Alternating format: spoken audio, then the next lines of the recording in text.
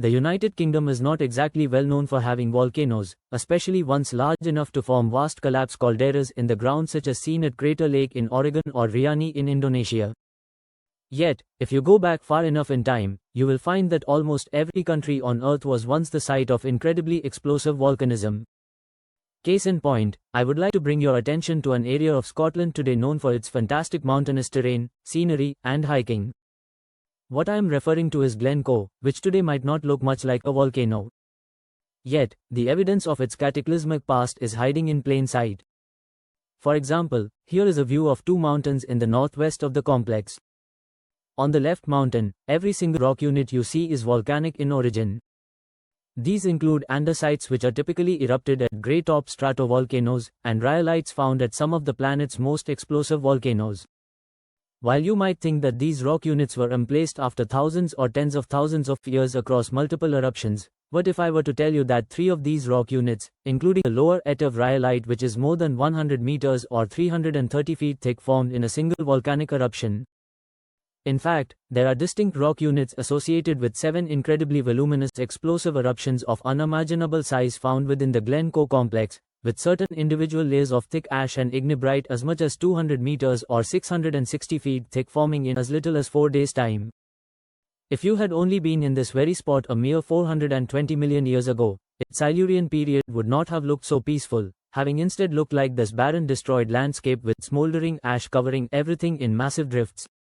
And it would have looked like this for more than many kilometers in all directions.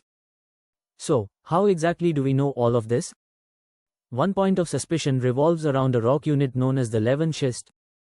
To the west of Dulna, Scotland, this 730 million year old rock unit comprises the tallest peak of many of the region's mountains, which goes on for a fair distance. And yet, suddenly this rock unit marks not the top but the bottom exposed rock unit a mere 3 kilometers away, more than half a kilometers below its tallest exposure. The reason for this is that the region outlined in red experienced a series of successive caldera sinkhole-like collapses associated with very large explosive eruptions that caused it to sink by as much as 615 meters or 2018 feet. This sinking occurred due to a massive withdrawal of magma through large volume explosive eruptions that drained the volcano's underlying magma chamber, causing it to collapse downwards to fill the magma chamber's empty space. While it is incredibly difficult to know for sure how large these ancient Silurian period eruptions were, I have created a truly rough series of estimates for the volumes of the 7 largest eruptions the Glen Coe caldera produced. These eruptions likely occurred across a timespan of 2.5 million years between 422 and 419.5 million years ago.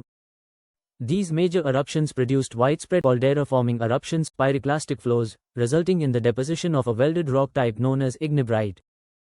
After initial highly explosive but not Plinian eruptive activity happened 422 million years ago, 3 closely spaced major rhyolite explosive eruptions followed, emplacing what are known as the Etov rhyolites. The effusion of andesitic lava followed these eruptions, emplacing an extensive unit of material. 2 caldera-forming eruptions followed, via what are known as the Three Sisters ignimbrites. More andesite lava effusion occurred, some of which involved distinct eruptions emplacing multiple cubic kilometers of viscous lava. The last 2 caldera-forming eruptions followed via what are known as the Dulnus ignimbrites. Erosion, hundreds of millions of erosion followed, exposing some previously buried igneous rock on the surface, while preferentially eroding away any regional sedimentary rock.